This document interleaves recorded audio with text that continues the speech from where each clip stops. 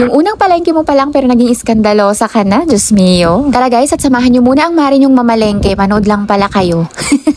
So bale, eto yung pinakaunang palengke ko dito sa Iba, Zambales, na dito na kami magi-stay. Mga isang linggo ata bago ako nakapamalengke. Inayos pa kasi yung kuryente dun sa tinitirhan namin or bahay ng mga biyanan ko. Sobrang aga nga naming umalis ng aking bilas. 4:30 AM pa nga lang to kaya sobrang dilim pa talaga. Sa purok namin kami pa lang talaga yung gising at wala pa namang pasok, bakasyon pa to. Sobrang tahimik pa nga ng highway at ilang piraso pa lang yung dumadaan na sasakyan. So eto palang bilas ko, madalas talaga siyang mamalengke ng madaling araw kasi nagtatalipa pa siya.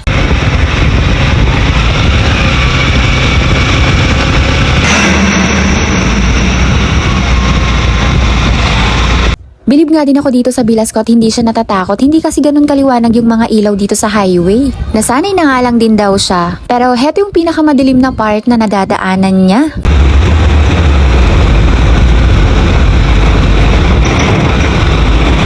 Buti na lang at malakas naman yung ilaw ng kanyang tricycle. So ayan, maaga pa kaya marami pang saradong tindahan. Nakapag-vlog na nga din ako dito kasama ko yung asawa ko nung namalengke kami. Pero first time ko mamalengke dito na madaling araw. Nagtanggal nga kami ng mga jacket namin at sabi ng aking bilas mainit daw sa loob ng palengke. Una nga naming pinuntahan yung bagsakan ng gulay. Sabi ko sa kanya mamalengke lang siya at susunod lang ako sa kanya. Wag niya akong iintindihin. Para mabili niya lahat ng kanyang paninda. Yung buhok ko hindi na mawari at hindi na ako nakapagsuklay. Habang namimili nga siya ng paninda niya, nagtingin na nga din ako ng pwede kong bilihin na gulay na ilalagay ko sa aking ref.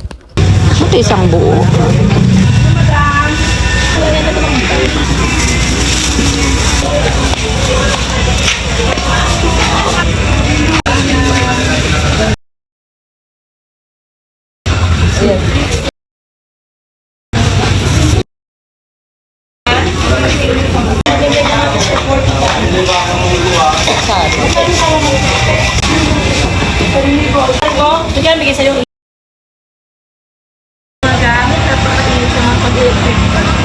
Baka meron. Sama na lang natin dito sa kanya. Ito sa yote.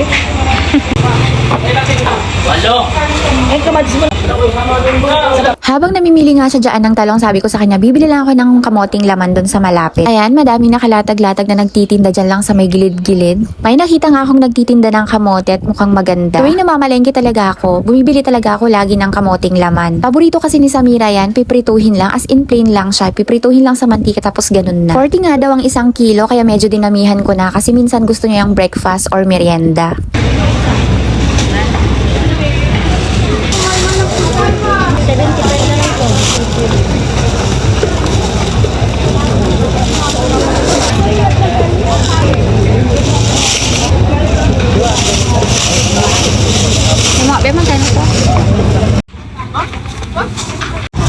Paraw.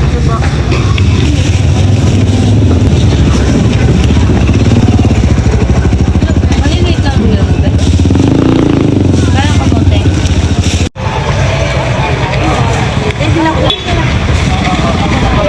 Ilalagay muna namin lahat ng napalengke naming gulay sa kanyang tricycle. Sabi ko nga, pag sa Manila yan, hindi pwedeng iwanan.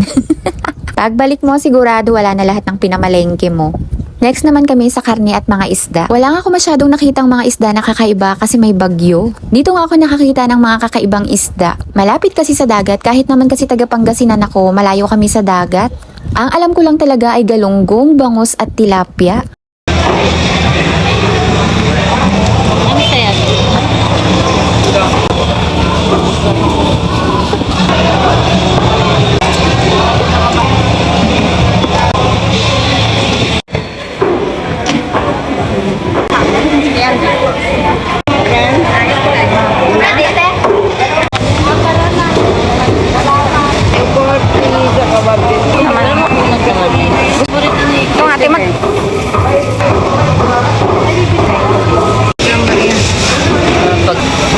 Bumili nga ako ng mga kakanin at saka yung bitsu-bitsu kung tawagin sa amin para meron na kaming maisabay sa kape namin mamaya.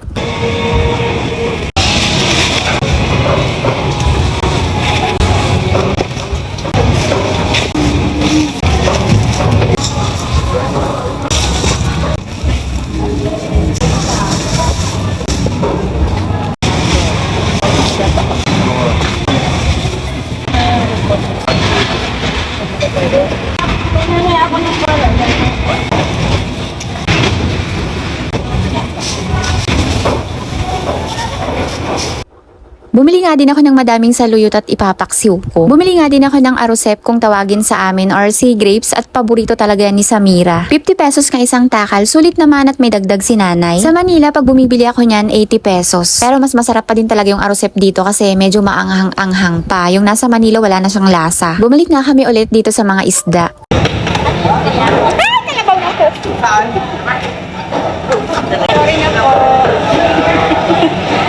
Tumatalong siya, no? Malakas siya talaga yan. Nagbabalik Pabali si Agol Pansin. Nagpadain na nga rin kami ng bangus para ibabad sa suka na may bawang tsaka asin at paminta. Maliwanag na nga nung nakatapos kaming mamalengke na puno na nga din yung tricycle ng aking bilas. Nagbubukas na nga din yung mga saradong tindahan kanina.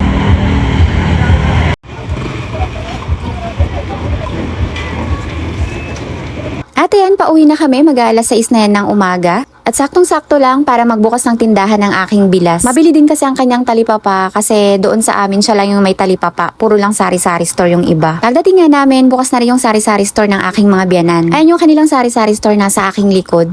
Yun lang muna guys for today's video. Agyamanak! Bye!